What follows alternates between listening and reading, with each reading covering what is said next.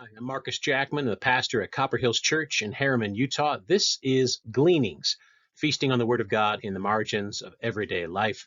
And today we're going to talk about patience. Um, the irony. All parents get to this point as we see Batman get to this point as he drives the Joker for some comic, I'm not sure where, right? The constant chorus of, "Are we there yet? Are we there yet?" Parents, if it hasn't yet brought you to the end of yourself, trust me, it soon will. But the irony comes when, in wrath and anger, I yell back to the back seat, "Be patient!" So very, very patiently do I say that. It's hard to wait. It's hard when the days seem long, when they are interminable, and there's no sign that we're making any progress whatsoever. That's what we see in the book of Zechariah. God's people are under pressure. They have been waiting to be restored for a long, long time. The people of God know what it's like to struggle for patience, wondering, are we there yet?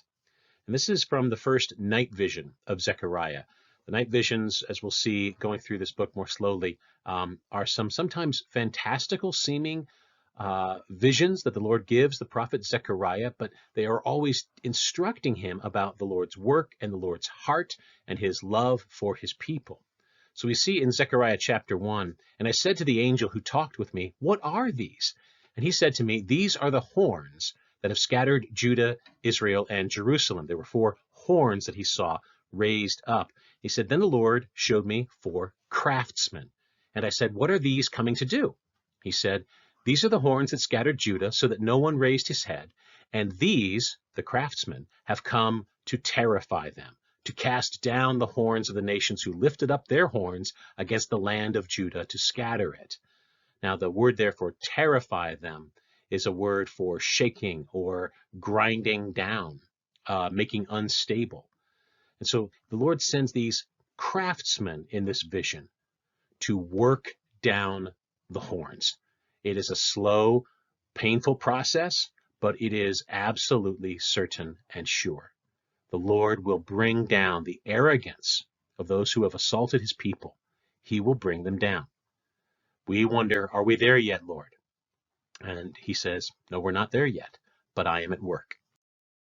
So my question today is, if you knew for certain that your opponents who oppress you would be brought low, if you knew for certain that the Lord was going to be bringing you home, that you were going to make it, that you would not be triumphed over, could you be a bit more patient today? If you knew that for certain.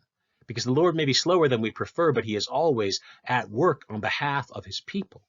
If you knew that for certain, could you be more patient today as you wait for your oppressor, for your opponent, for the ones that mock you, the ones that scorn you, as you wait for them to be brought low in the Lord's way, in the Lord's timing? If you knew that for certain. Well, you do know it for certain, because the cross is your evidence. The cross is the evidence that God will triumph over all of his people's enemies for his own glory and for our good. Go in the hope of that today.